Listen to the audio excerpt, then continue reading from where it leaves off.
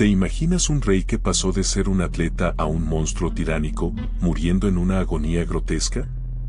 Descubre la trágica historia de Enrique VIII, su obsesión por un heredero y su terrible final. Suscríbete y activa la campana para no perderte nada. Imagina a un joven Enrique VIII, un príncipe imponente. Tú lo ves ahí, en plena juventud, un atleta consumado.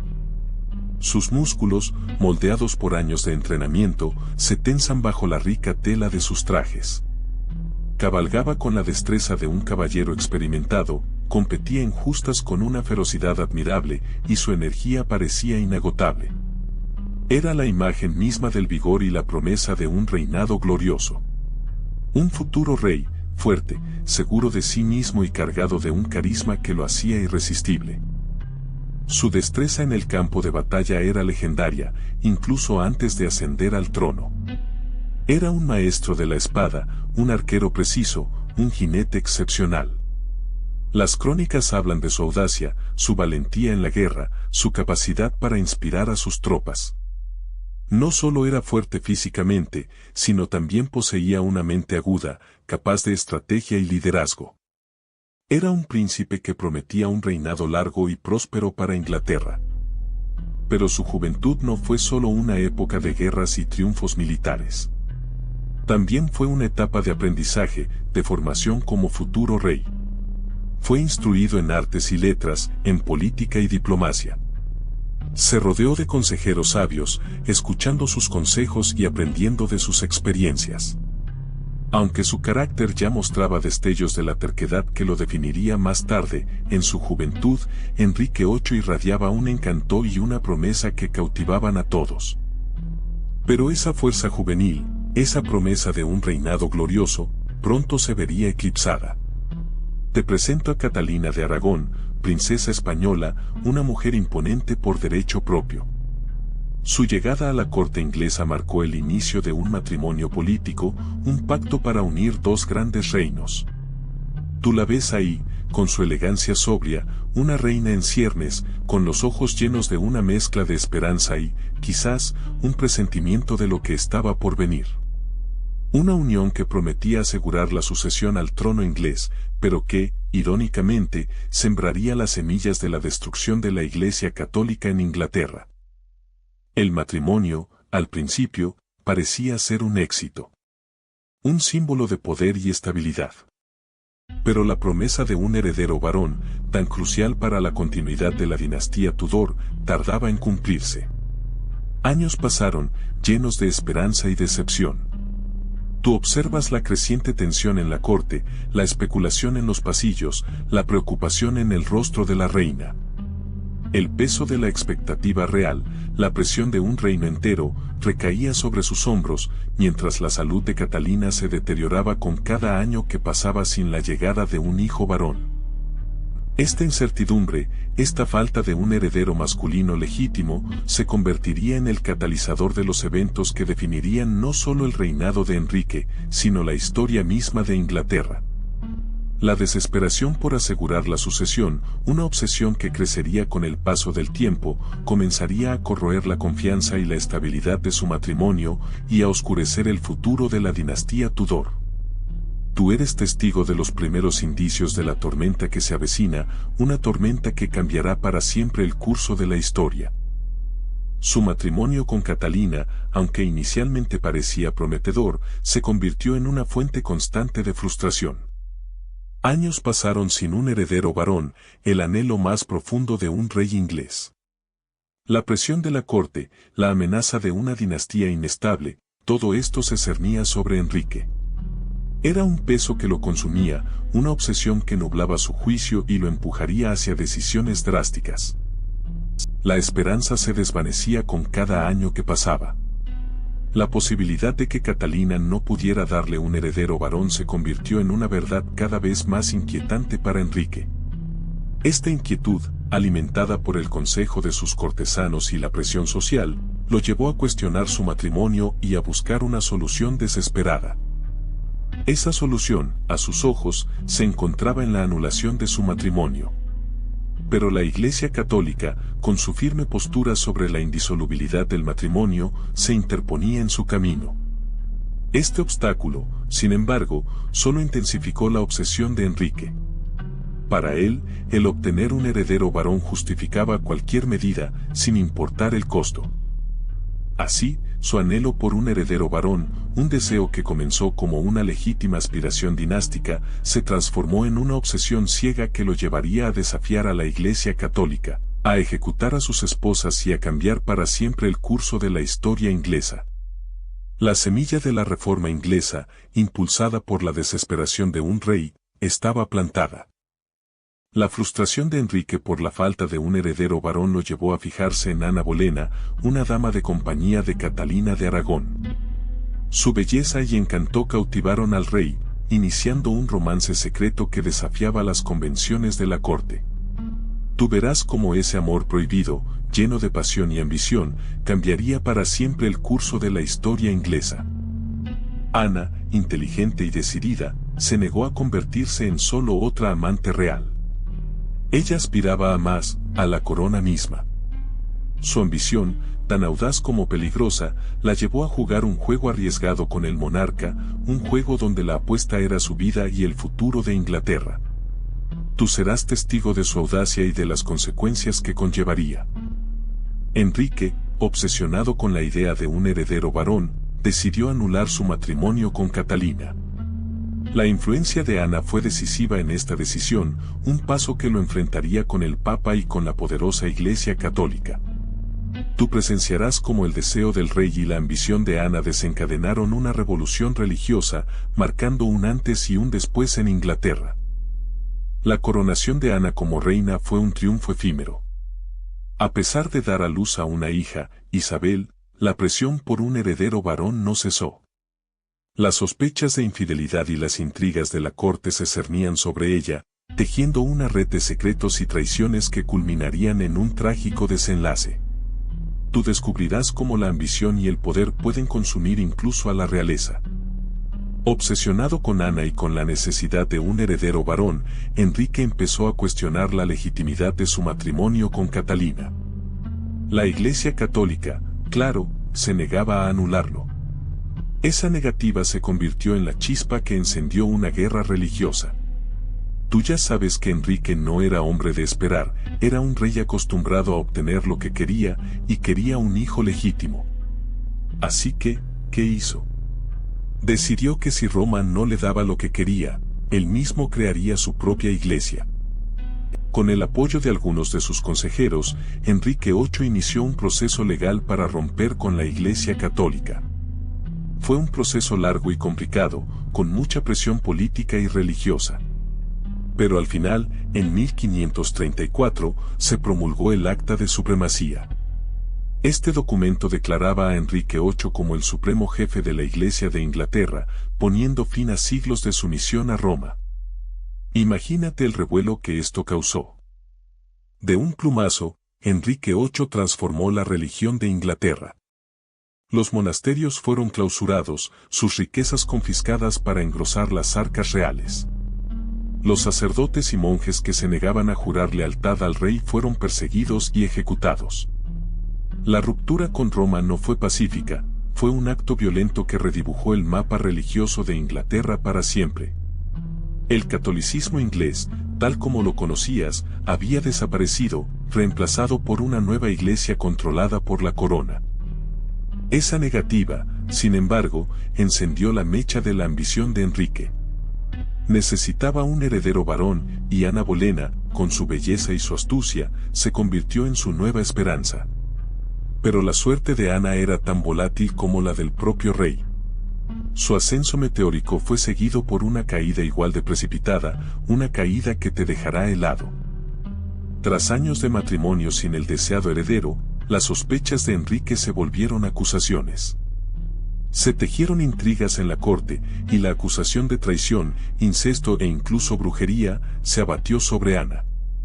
Recuerda que para Enrique, la eliminación de obstáculos era tan fácil como firmar una orden de ejecución. No hubo juicio justo, solo una farsa para justificar lo que Enrique ya había decidido. Acusada de los delitos más graves, Ana fue condenada a muerte sin posibilidad de defensa.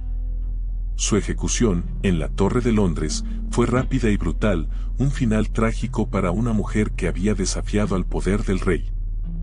Ana Bolena, tras varios años de matrimonio sin el ansiado heredero, cayó en desgracia. Su ejecución fue rápida y despiadada, dejando un vacío en la vida de Enrique.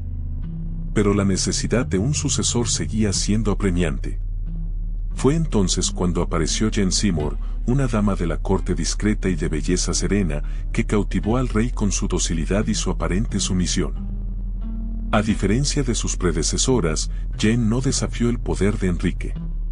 Su matrimonio fue relativamente tranquilo, un respiro en la vorágine de intrigas y ejecuciones que habían marcado el reinado del monarca.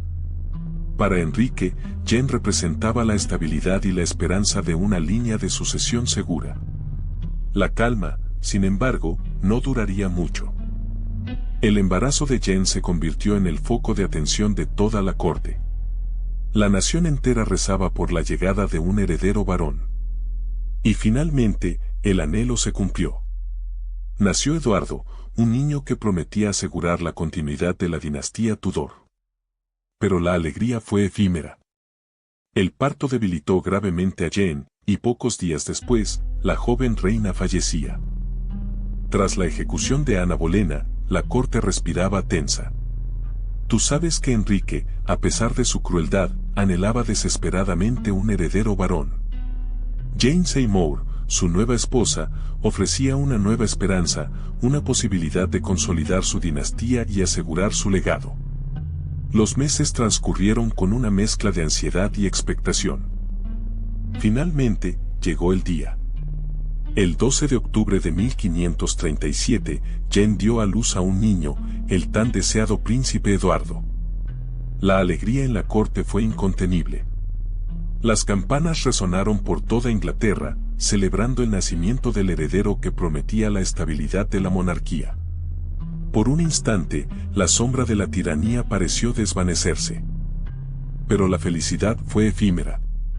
La alegría del nacimiento se vio empañada por la frágil salud de Jane. Debilitada por el parto, su vida se apagó pocas semanas después, dejando a Enrique sumido en el dolor una vez más.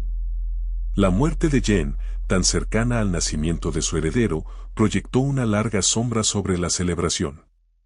El pequeño Eduardo, su heredero, se convirtió en el centro de toda la atención. La necesidad de asegurar la sucesión empujó a Enrique a buscar una nueva esposa, y la elección recayó en Ana de Cleveris, una princesa alemana. Era una alianza política, un matrimonio de conveniencia más que de amor. Tú, espectador, te preguntarás, ¿qué vio Enrique en ella? La respuesta es simple: una conexión con el Sacro Imperio Romano Germánico, un importante aliado en el tablero político europeo. Pero el encuentro cara a cara fue desastroso. Enrique, acostumbrado a la belleza y el encanto de sus anteriores esposas, quedó profundamente decepcionado. Ana no era la mujer agraciada que esperaba. Su físico, según él, era poco atractivo.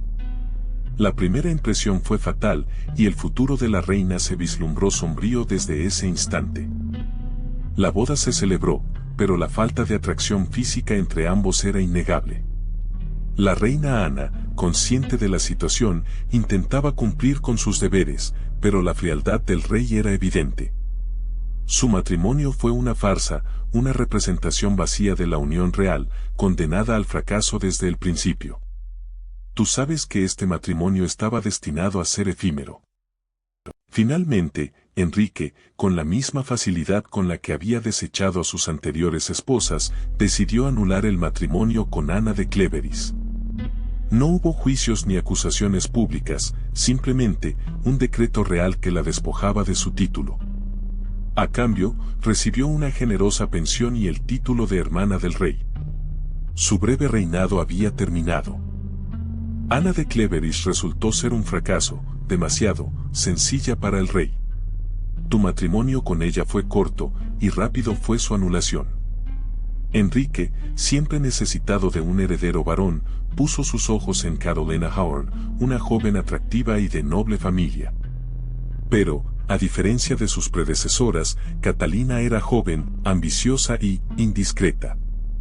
Su belleza deslumbró a Enrique, pero su corazón albergaba secretos que pronto saldrían a la luz. La corte bullía de rumores. Catalina, a pesar de su posición, mantenía relaciones clandestinas con varios hombres. Sus encuentros furtivos, sus amantes secretos, todo formaba parte de una red de intrigas que amenazaba con desestabilizar el reino. Tú podrías imaginar el escándalo que se avecinaba, la tensión palaciega, las miradas furtivas y las conversaciones susurradas. Los dedos acusadores comenzaron a señalar a Catalina. Las cartas, las pruebas, los testimonios, todas las piezas del rompecabezas se unían, revelando una verdad que nadie quería aceptar. Su inocencia se desvaneció, reemplazada por una ola de traición y deslealtad que llegaba hasta la mismísima cama real. El rey, furioso, se sintió profundamente humillado. El juicio fue breve, la sentencia inevitable. Catalina Howard, la reina descarriada, fue acusada de adulterio y traición. Su destino estaba sellado. La ejecución, rápida y despiadada, marcó el final de su breve reinado y un nuevo capítulo en la vida turbulenta de Enrique VIII, un capítulo marcado por la traición, la desilusión y la creciente paranoia del monarca. Tras el fiasco de Ana de Cleveris, apareció Catalina Parr, una viuda con una inteligencia y ambición que superaban con creces a sus predecesoras. No solo era atractiva, sino que poseía una mente aguda y una gran capacidad para la diplomacia. A diferencia de las otras reinas, Catalina no se limitó a ser un mero adorno en la corte, se convirtió en una figura política influyente, asesorando a Enrique en asuntos de Estado. Su influencia se extendía a ámbitos que ninguna otra reina había osado tocar. Se involucró activamente en la administración, leyendo y comentando documentos oficiales, y se convirtió en una figura clave en la corte. Catalina, una mujer culta y devota, incluso se atrevió a discutir sobre teología con el mismo rey, algo impensable para sus antecesoras. Más allá de sus habilidades políticas, Catalina demostró una gran inteligencia emocional. Comprendió la naturaleza volátil de Enrique y supo navegar las complejidades de la corte con una destreza admirable. Logró ganarse su confianza y, más importante aún, mantener su favor durante un tiempo considerable, algo que muy pocas mujeres habían logrado. Pero Catalina Parr era más que una simple esposa, era una pieza clave en la consolidación del poder de Enrique. Su influencia le permitió a Enrique avanzar en su proyecto más ambicioso, declararse cabeza suprema de la Iglesia de Inglaterra. Imagina la escena, el Parlamento, un mar de rostros expectantes, mientras Enrique, con su cuerpo ya deteriorado por la enfermedad, firmaba el acta de supremacía. Un golpe maestro que rompía siglos de tradición y lo colocaba por encima del Papa, controlando cada aspecto de la vida religiosa del país. Este acto no fue solo una declaración política, sino una transformación radical del poder en Inglaterra. De un plumazo, Enrique se apropió de las tierras y riquezas de la Iglesia Católica, enriqueciendo la corona y consolidando su control sobre la nación. Monasterios fueron disueltos, sacerdotes reemplazados por clérigos leales a la corona. La religión se convirtió en un instrumento político, moldeada a la voluntad del rey. La oposición, aunque presente, fue brutalmente sofocada. Cualquiera que se atreviera a cuestionar la autoridad religiosa del rey enfrentaba la cárcel, el exilio o, en muchos casos, la ejecución. El control absoluto de Enrique se extendía ahora a todos los aspectos de la vida inglesa, desde la política hasta la espiritualidad. Su voluntad era ley, y su palabra, la última palabra en todos los asuntos, tanto terrenales como divinos. Con Catalina a su lado, Enrique se lanzó a una tarea colosal, la disolución de los monasterios. Imagina la escena, cientos de años de tradición religiosa, de fe y de rituales, reducidos a escombros por orden del rey.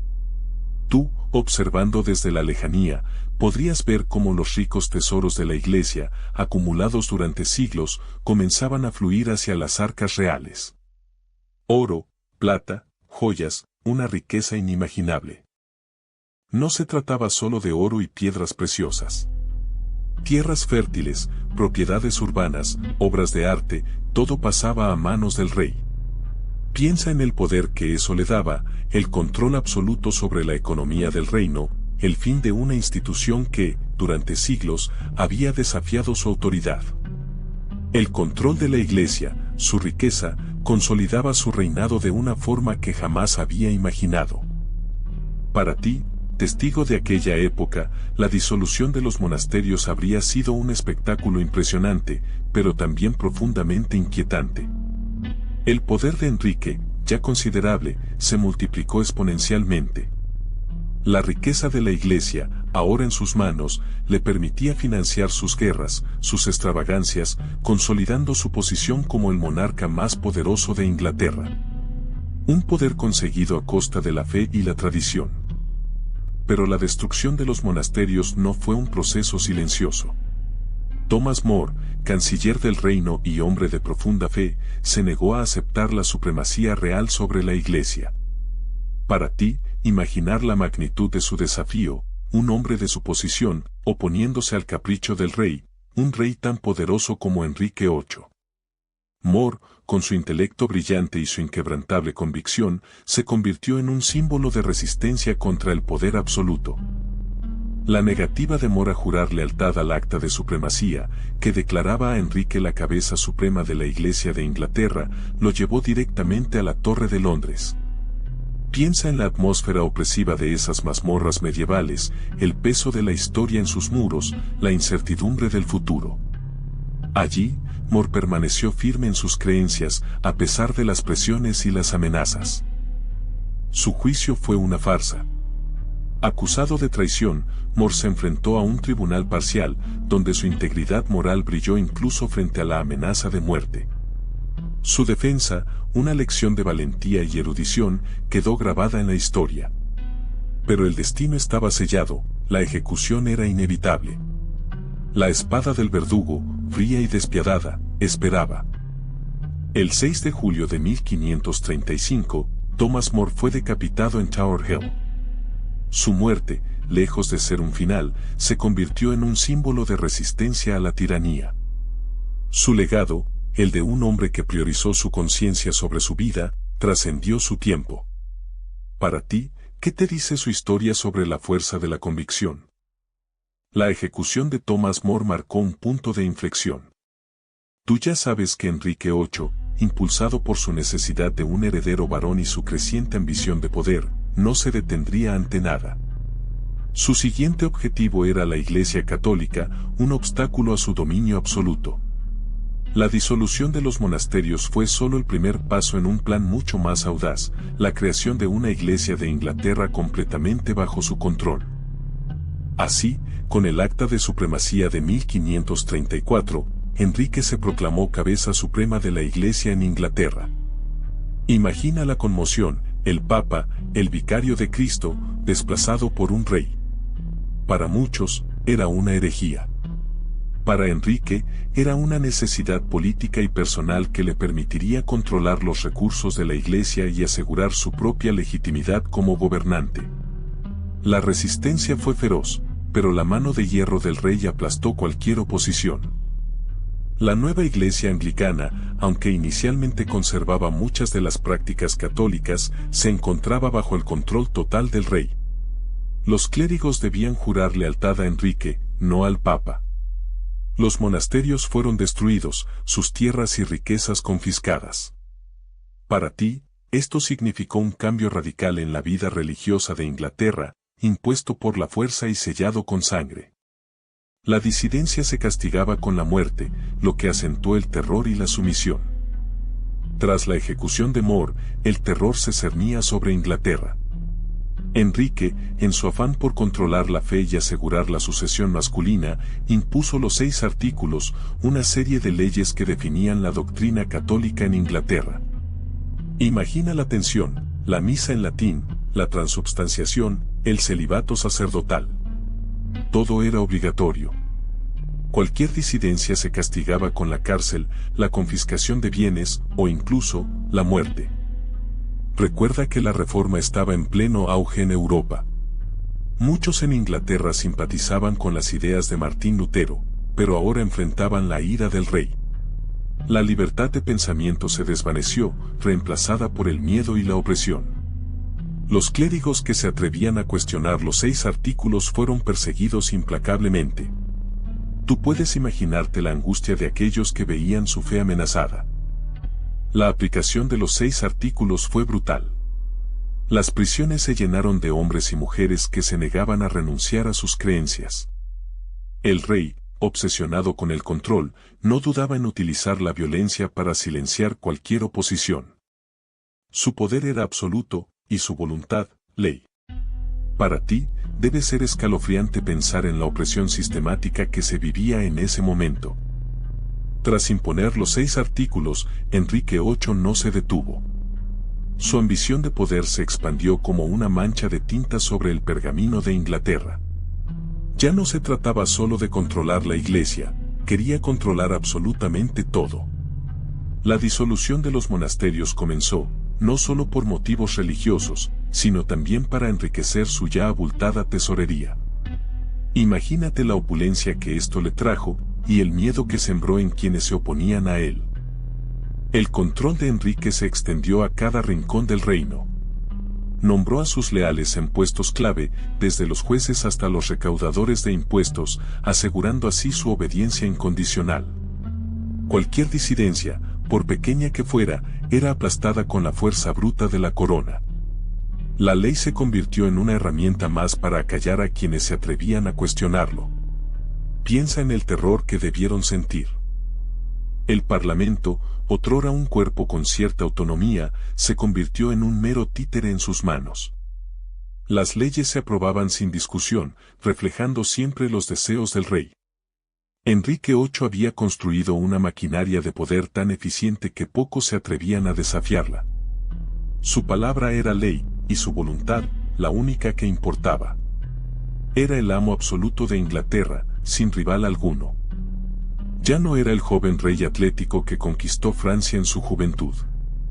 La obesidad, consecuencia de sus excesos y falta de ejercicio, comenzaba a carcomer su cuerpo. Su impresionante figura se deformaba, su movilidad se reducía, y el esplendor juvenil se desvanecía dejando paso a una imagen cada vez más grotesca. Las piernas, antaño ágiles en el campo de batalla, ahora apenas podían soportar el peso de su cuerpo. Heridas viejas, consecuencia de torneos y batallas, volvían a molestarlo con más intensidad. El dolor se convertía en un compañero constante, un recordatorio silencioso de su decadencia física. La gota, una enfermedad común entre la realeza de la época, comenzaba a atacar sus articulaciones. El dolor era insoportable, dificultando incluso los movimientos más sencillos. Sus dedos se hinchaban y la movilidad de sus extremidades se veía seriamente comprometida. Era una agonía silenciosa que contrastaba con el poder que aún ostentaba. Esa impresionante figura que alguna vez dominó los campos de batalla ahora se veía encorvada bajo el peso de la obesidad. La agilidad que lo caracterizaba se había desvanecido, reemplazada por una dificultad creciente para moverse. Sus piernas, antes fuertes y ágiles, ahora apenas soportaban su enorme cuerpo. La gota, esa enfermedad que tanto afectaría a los reyes de la época, comenzaba a manifestarse, causando inflamación y dolor insoportable en sus articulaciones. La comida, antaño un placer, se convirtió en una tortura. Cada bocado era un esfuerzo, cada festín un suplicio. Su apetito voraz, que una vez había sido símbolo de su vitalidad, ahora lo consumía desde dentro. La enfermedad lo obligaba a recurrir a una dieta especial, pero los caprichos de su gusto permanecían, aunque su cuerpo ya no lo soportaba. Las úlceras en sus piernas se infectaban con facilidad, causando un dolor incesante. La movilidad se volvía cada vez más limitada, confinándolo a su cama durante largos periodos. Su aspecto era el reflejo de su decadencia física y mental, un monarca otrora imponente, reducido ahora a una sombra de sí mismo, presa de enfermedades que lo consumían lentamente. Esa inmensa barriga, antaño símbolo de poder, ahora era un lastre, un recordatorio constante de su decadencia. Pero fue una pierna, concretamente la derecha, la que comenzó a traicionarlo. Una pequeña herida, inicialmente insignificante, se transformó en una llaga supurante, profunda y resistente a cualquier tratamiento. El dolor era insoportable, un tormento constante que lo mantenía despierto noches enteras. Los mejores médicos de la corte, con sus sangrías y ungüentos, se mostraban incapaces de detener la infección. La pierna se hinchaba cada vez más, el olor nauseabundo impregnaba la habitación. El rey, acostumbrado al lujo y al poder, ahora se veía reducido a un estado de impotencia y sufrimiento, sometido a un dolor que lo consumía lentamente. El pus emanaba de la herida, un flujo constante que emanaba de su cuerpo debilitado. La gangrena avanzaba implacablemente, devorando su carne y su voluntad. Ya no se trataba solo de una llaga, sino de un síntoma, una manifestación visible de una enfermedad que lo estaba consumiendo desde dentro. Su cuerpo, antaño poderoso, ahora era un campo de batalla donde la enfermedad se enfrentaba a su resistencia, una lucha desigual que ya estaba perdida. Esa pequeña molestia inicial se convirtió rápidamente en un dolor insoportable. La pierna, hinchada y enrojecida, se negaba a soportar su peso. Ya no era el rey imponente que alguna vez dominó Europa, sino un hombre atrapado en un cuerpo que lo traicionaba a cada paso. El dolor se irradiaba, subiendo por su muslo, invadiendo su cadera, haciéndole retorcerse de agonía. La infección se extendía implacablemente. La fiebre lo consumía, dejándolo débil y delirante. Las noches se convertían en una pesadilla de sudores escaldantes y sueños confusos. Los mejores médicos de la corte se afanaban a su alrededor, pero sus esfuerzos parecían inútiles ante el avance implacable de la enfermedad. El dolor se hacía cada vez más intenso, un tormento constante que le robaba el aliento. Su cuerpo, otrora símbolo de fuerza y poder, se debilitaba día a día. La imagen del rey poderoso se desvanecía, reemplazada por la de un hombre roto, a merced de una agonía implacable que lo consumía lentamente. Sus últimas semanas fueron una sucesión de momentos de lucidez intercalados con episodios de delirio. La muerte se acercaba, inexorable y silenciosa, como un invitado indeseado que se había instalado en su palacio. Y tú, testigo de su terrible final, comprendes que incluso un rey tan poderoso como Enrique VIII no pudo escapar al inexorable paso del tiempo y al dolor. El dolor se hizo insoportable. Ya no era el rey imponente que alguna vez dominó Europa, sino un hombre destrozado por la enfermedad. Su pierna, ahora una masa infectada y purulenta, le impedía caminar. Los médicos, incapaces de detener la infección, solo podían observar su agonía. La corte, acostumbrada a su poder absoluto, ahora presenciaba su lenta y humillante decadencia. La imagen del rey, otrora símbolo de fuerza y autoridad, se desvanecía con cada suspiro. Su capacidad para gobernar se deterioraba a la misma velocidad que su cuerpo. Las reuniones del consejo se volvían cada vez más esporádicas, sus decisiones cada vez más erráticas. El peso de la corona, que alguna vez llevó con orgullo, ahora lo oprimía, un recordatorio constante de su debilidad. El poder real, antes inquebrantable, empezaba a resquebrajarse bajo el peso de su enfermedad. Los rumores de su incapacidad se extendían como la pólvora.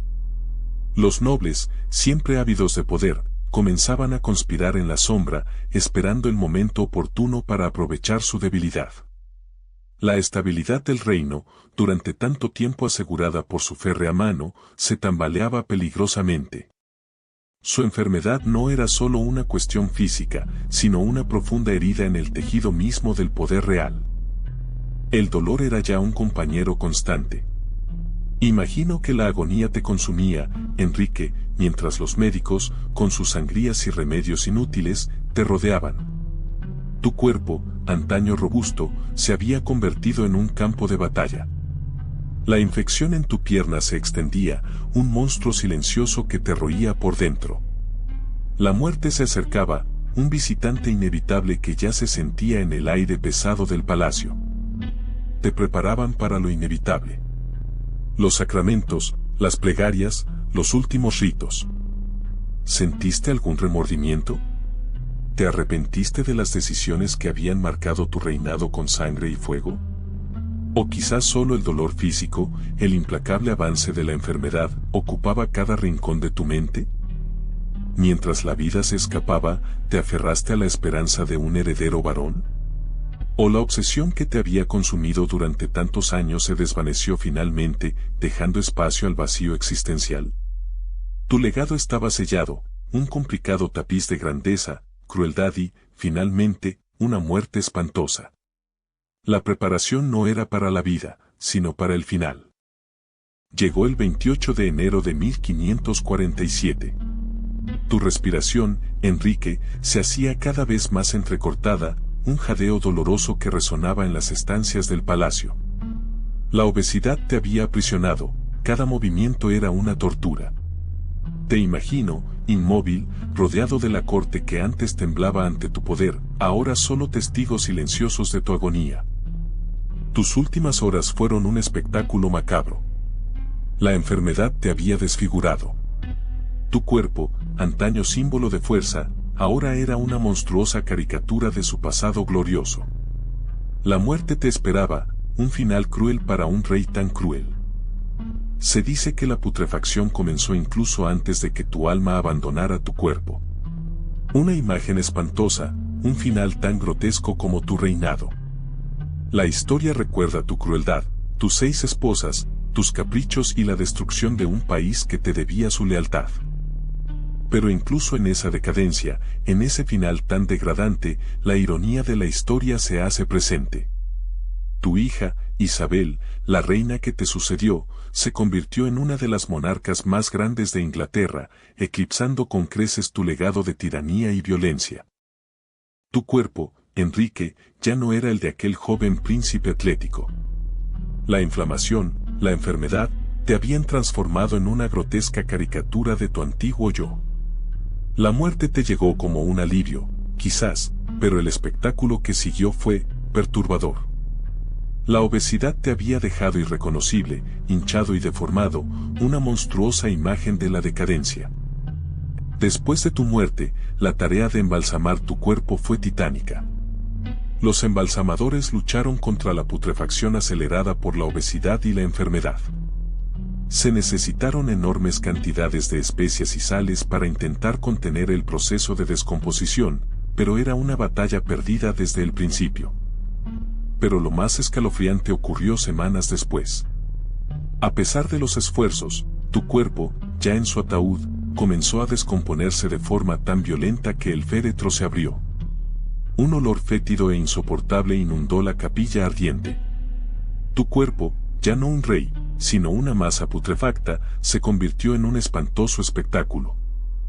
La imagen de un rey tan poderoso reducido a una masa de carne en descomposición, un grotesco recordatorio de su mortalidad y de la fragilidad del poder, se grabó para siempre en la memoria de quienes presenciaron la escena. Un final tan horrendo como su reinado había sido despiadado.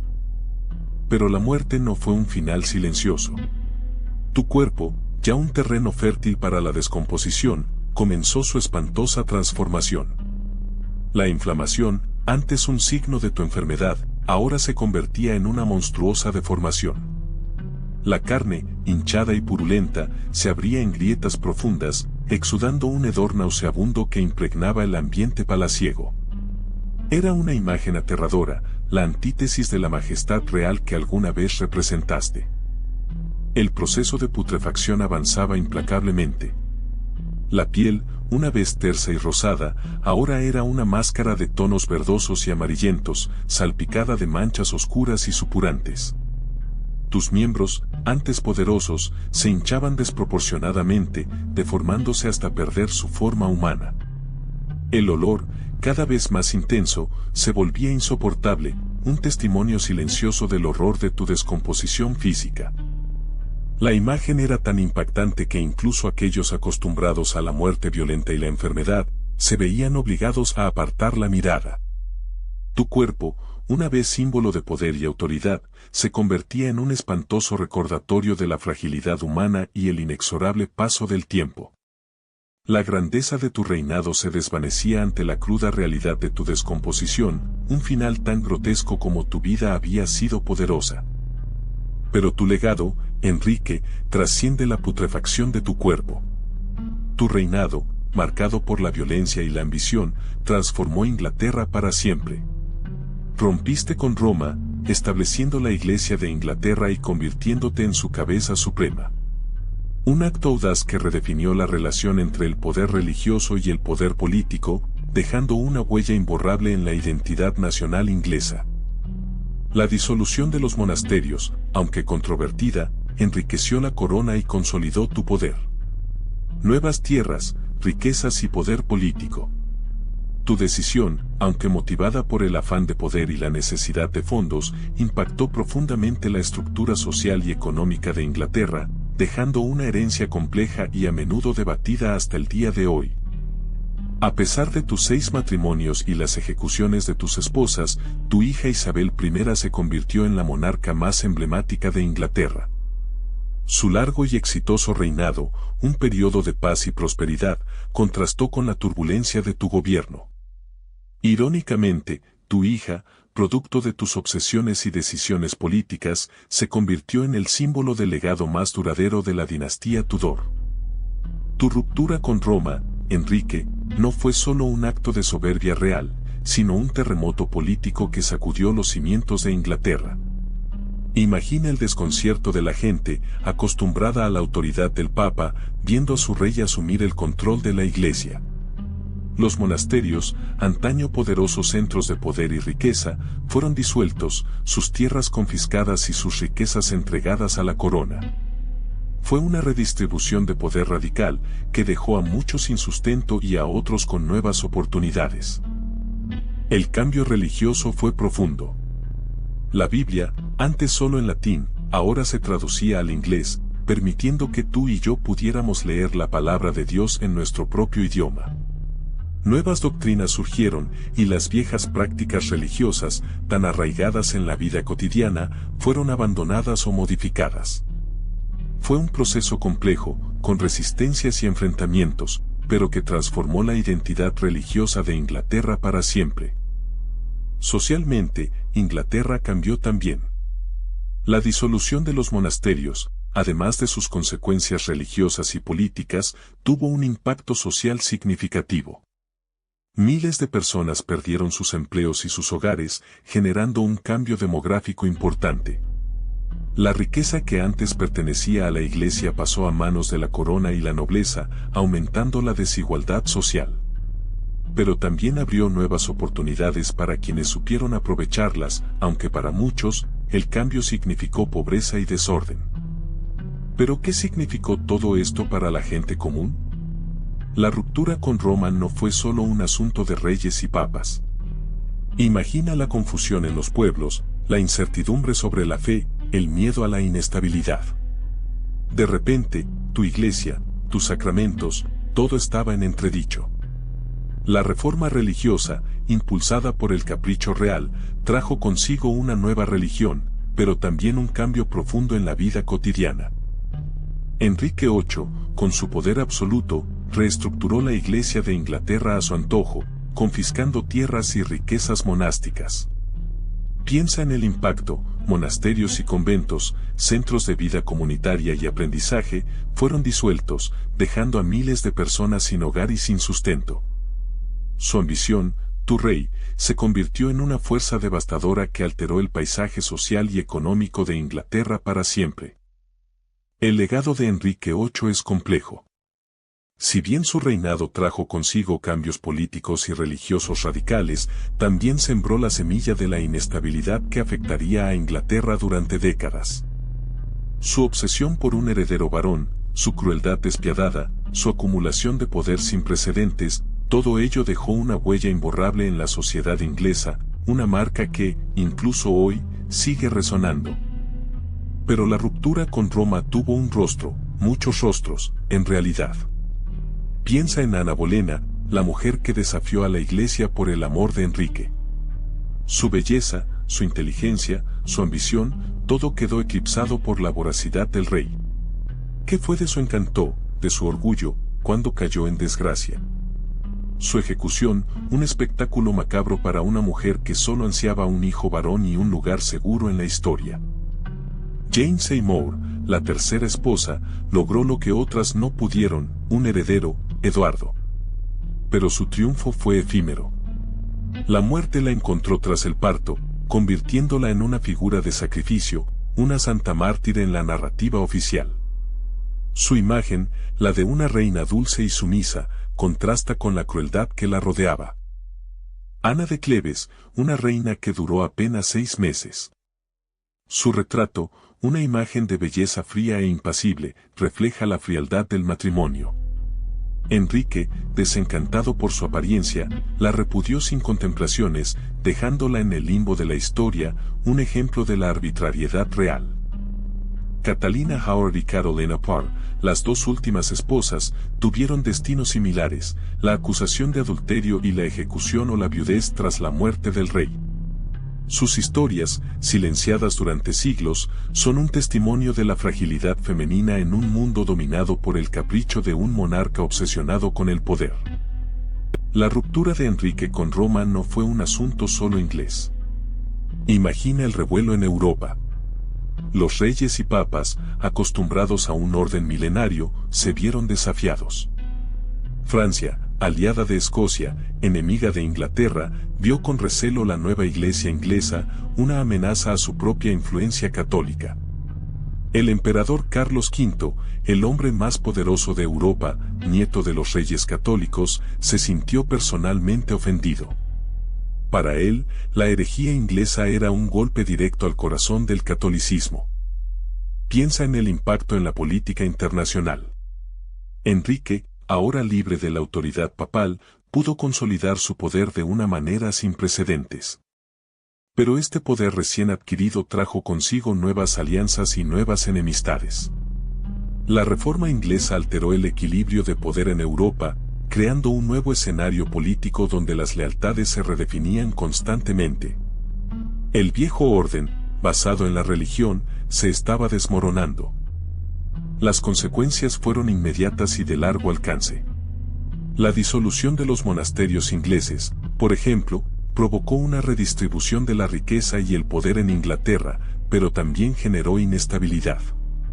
Los países católicos vieron la reforma como una amenaza existencial, y las tensiones religiosas se convirtieron en un factor clave en las relaciones internacionales. El viejo orden estaba roto, y un nuevo y tumultuoso capítulo en la historia de Europa había comenzado. Pero volvamos a Enrique. Su decisión de romper con Roma tuvo consecuencias devastadoras para sus esposas. Catalina de Aragón, la primera, fue repudiada, su matrimonio declarado inválido para que él pudiera casarse con Ana Bolena. Recuerda su elegante figura, su influencia en la corte. Una mujer que desafió las convenciones de su tiempo y pagó el precio. Ana, con su aire sofisticado y su inteligencia, se convirtió en reina, pero su reinado fue breve. Acusada de adulterio e incesto, fue ejecutada. Piensa en su destino, en la cruel ironía de su ascenso y caída. Un ejemplo del poder absoluto de Enrique y su implacable búsqueda de un heredero varón. Jane Seymour, la tercera, logró darle a Enrique el tan ansiado hijo, Eduardo, pero murió poco después del parto. Su muerte, quizá la más trágica, nos muestra la fragilidad de la vida en esa época, el alto precio de la maternidad en la corte inglesa. Las siguientes, Ana de Cleves, Carolina Howard y Carolina Parr, tuvieron destinos variados, algunas con divorcios y otras con ejecuciones. Cada una de ellas, a su manera, fue una pieza en el juego de poder de Enrique, un juego que les costó la vida o la felicidad. Tras la muerte de Enrique, su hija María ascendió al trono. Tú ya conoces la historia de las 6 esposas de su padre, sus caprichos y crueldades. Pero María, a diferencia de su padre, tenía una profunda fe católica. Para ella, el reinado de Enrique había sido una aberración, una mancha en la historia de Inglaterra, y su misión era limpiarla. Su primer objetivo fue restaurar el catolicismo en Inglaterra. Imagínate, después de años de reformas protestantes, la Iglesia de Inglaterra se encontraba en un estado de confusión. María, con fervor religioso, se dispuso a revertir los cambios implementados por su padre, una tarea monumental que le costaría muchos sacrificios. Pero su intento de restaurar el catolicismo se encontró con una fuerte resistencia. Muchos ingleses se habían acostumbrado a la nueva religión y no estaban dispuestos a volver al catolicismo. La oposición fue implacable, y la respuesta de María, desafortunadamente, también. Su reinado se caracterizó por una brutal persecución de los protestantes. Conocida como Bloody Mary, su nombre se convirtió en sinónimo de violencia y opresión. Miles de personas fueron ejecutadas por su fe, creando un legado oscuro que eclipsó sus intentos de devolver a Inglaterra a la fe católica. A pesar de su fe inquebrantable, su reinado fue corto y marcado por la controversia. Pero la historia de los Tudor no termina con la muerte de Enrique. Su hija, Isabel I, heredó un reino dividido y en crisis, pero poseía una inteligencia y una determinación que eclipsarían incluso la ambición de su padre. A diferencia de María, Isabel no se casó. Se mantuvo soltera, la reina virgen, un título que, lejos de ser una debilidad, se convirtió en una poderosa herramienta política. Su reinado, largo y próspero, fue un periodo de gran florecimiento cultural y económico para Inglaterra. Isabel supo navegar hábilmente las complejidades de la política europea, evitando guerras costosas y manteniendo el equilibrio entre las potencias continentales. Su imagen, cuidadosamente construida como la de una monarca sabia y virtuosa, la convirtió en un símbolo de estabilidad y poder. La Reina Virgen se convirtió en un mito, un símbolo de independencia y fuerza femenina en un mundo dominado por hombres. Su reinado marcó el fin de la inestabilidad religiosa que había caracterizado el gobierno de Enrique VIII y sentó las bases para la Inglaterra moderna. Y aunque su padre dejó una huella imborrable en la historia, fue Isabel quien, a través de su largo y exitoso reinado, realmente definió el legado de la dinastía Tudor. Pero la muerte de Enrique VIII abrió paso a una nueva era. Tú recuerdas la inestabilidad del reino, la sucesión incierta. Pues bien, Isabel, la hija de Enrique y Ana Bolena, ascendió al trono. Era una joven inteligente, observadora, que había aprendido de los errores de su padre y de las luchas por el poder que había presenciado desde la infancia. Su llegada al poder prometía un cambio, una esperanza de paz tras años de convulsión. Isabel I era una mujer culta, apasionada por el aprendizaje y rodeada de consejeros brillantes. A diferencia de su padre, ella comprendió la importancia de la estabilidad política y religiosa. Su reinado fue marcado por una política exterior astuta y una gestión interna cuidadosa, que contrastaba con la tiranía y la inestabilidad de la época anterior. Ella sabía que debía unir a un reino fracturado por las reformas religiosas de Enrique VIII. Su reinado, largo y próspero, se convirtió en un periodo de florecimiento cultural y económico para Inglaterra. Isabel I supo equilibrar el poder, promoviendo el desarrollo del comercio y las artes, mientras mantenía el orden y la seguridad del reino. Su imagen, la de una reina poderosa y sabia, se proyectó con maestría, tanto dentro como fuera de Inglaterra, consolidando su posición en el escenario internacional. A diferencia de su padre, ella no necesitaría derramar sangre para asegurar su posición. Tras la tormenta de los reinados anteriores, llegó la calma. Tú recuerdas el caos, ¿verdad? Pues bien, con Isabel en el trono, Inglaterra respiró. Un largo periodo de paz se extendió por el reino, algo impensable tras las decapitaciones y las guerras de religión de su padre. El país, cansado de la inestabilidad, abrazó la estabilidad que la joven reina ofrecía. Su gobierno se caracterizó por una gran prosperidad. El comercio floreció, las artes se desarrollaron y la economía inglesa experimentó un auge sin precedentes. La famosa Armada Invencible, ¿te suena? Pues sí, fue bajo su reinado cuando Inglaterra demostró su poderío marítimo, consolidando su posición como potencia europea. Isabel I gobernó con inteligencia y astucia, rodeándose de consejeros brillantes y manteniendo un delicado equilibrio político. Nunca se casó, convirtiéndose en la reina virgen, un símbolo de independencia y fortaleza que reforzó la imagen de Inglaterra en el escenario internacional.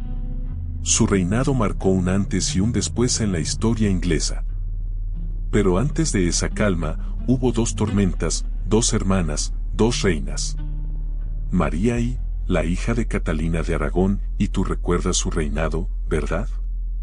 La persecución de los protestantes, el fuego de la Inquisición. Un reinado marcado por la intolerancia religiosa y la pérdida de territorios. Un contraste abrumador con lo que vendría después. Luego llegó Isabel. Tu reina. Hija de Ana Bolena, heredará de un legado complejo, pero con una visión clara. Mientras María quemó a protestantes en la hoguera, Isabel comprendió la importancia de la tolerancia religiosa para unir a su pueblo y fortalecer su reino. Una estrategia política brillante que le permitió consolidar el poder y el prestigio de Inglaterra. María, aferrada a la tradición y a la religión católica, vio cómo su reinado se desmoronaba bajo el peso de la intolerancia. Isabel, con su astucia política y su pragmatismo, construyó un imperio y un legado que aún hoy nos sorprende. Dos mujeres, dos destinos, dos formas de entender el poder. ¿Y tú, con cuál te identificas? Pero después de las llamas de la persecución religiosa de María, llegó la calma, una calma que trajo consigo una nueva era. Tú conoces la historia, ¿verdad? Isabel I, hija de Ana Bolena, heredó un reino dividido y en guerra consigo mismo. Un reino que ella, con su astucia y su firmeza, logró unir. Su reinado fue largo y próspero, un periodo de paz y prosperidad que se conoce como la época dorada de Inglaterra. Ella supo navegar las complejidades de la política europea, manteniendo a Inglaterra fuera de guerras costosas, mientras fomentaba el comercio y las artes. Su imagen, con sus elaborados vestidos y su presencia imponente, se convirtió en símbolo de una nación fuerte y unificada. Isabel I nunca se casó, convirtiéndose en la Reina Virgen, un título que reforzó su imagen de fuerza e independencia. Esta decisión, aunque controversial en su época, le permitió mantener el control absoluto del país y evitar los conflictos dinásticos que habían plagado el reinado de sus padres. Su legado trascendió su propia vida, convirtiéndose en un símbolo de la Inglaterra moderna y poderosa que la sucederá. Recuerda a Enrique VIII, ese rey obsesionado con un heredero varón. Su reinado, marcado por la violencia y la inestabilidad, parecía destinado a hundirse en el caos. Pero la historia, como siempre, es caprichosa.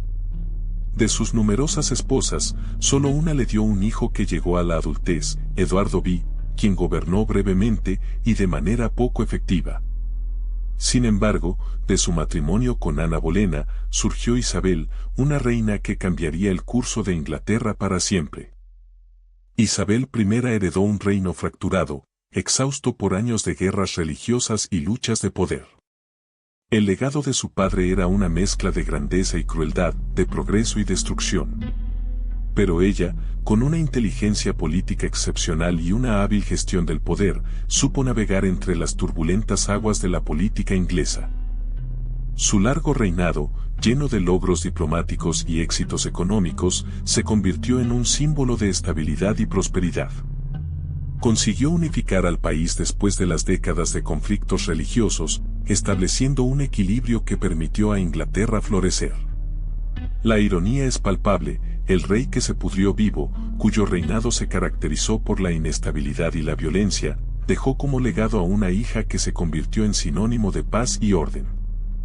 Pero la historia, como siempre, nos reserva giros inesperados. Imagina a Enrique, ese gigante que alguna vez dominó Inglaterra, reducido a una sombra de sí mismo. Su cuerpo, otrora símbolo de fuerza y vitalidad, se deterioró hasta un estado repugnante.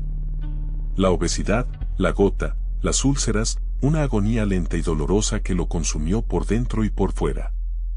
Su final fue tan grotesco como su reinado había sido despiadado. Se dice que su cuerpo se pudrió incluso antes de morir, un proceso lento y horroroso que reflejaba la putrefacción moral de su reinado. Esa imagen, la del rey que se pudrió vivo, es la que mejor captura la esencia de sus últimos años, una mezcla de decadencia física y poder absoluto, una paradoja aterradora. Sin embargo, irónicamente, su legado más perdurable no fue su tiranía ni su crueldad, sino la figura de su hija, Isabel I. Ella, la hija que sobrevivió a las purgas de su padre, se convirtió en una de las monarcas más brillantes de la historia inglesa, gobernando con sabiduría y justicia, un contraste sorprendente con el reinado de su padre. Así que, piensa en ello, la historia de Enrique VIII no solo es una lección sobre el abuso del poder, sino también un recordatorio de que incluso los reyes más poderosos son mortales, y que a veces, el legado más significativo surge de las sombras de la tragedia y la decadencia. Su final, grotesco y terrible, sirve como advertencia, pero también como un contrapunto a la grandeza de su hija y el florecimiento posterior de Inglaterra. Espero que hayas disfrutado de este video sobre Enrique VIII. Su historia es fascinante, ¿verdad? Si te gustó, dale a like y suscríbete para más. ¿Qué opinas sobre su legado?